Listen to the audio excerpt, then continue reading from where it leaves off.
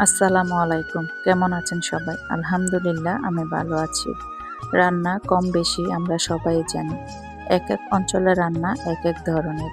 আমি আমার পরিবারের জন্য যেভাবে রান্না করি সেটাই আপনাদের সাথে একটু, একটু করে শেয়ার করি।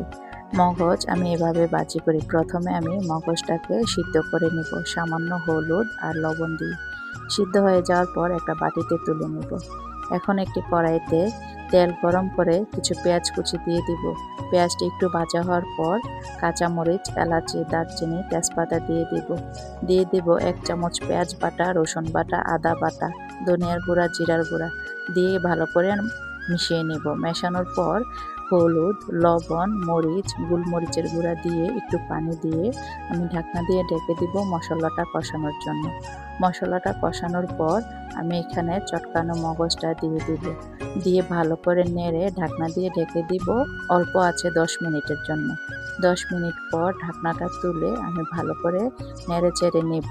আমার মগজ ভুনাটা হয়ে গিয়েছে। এখন কিছু পেঁয়াজ বেরেস্তা দিয়ে আমি নামিয়ে নিব। কেউ যদি আমাকে ইউটিউব থেকে দেখে থাকেন তাহলে আমার চ্যানেলটিকে সাবস্ক্রাইব করবেন।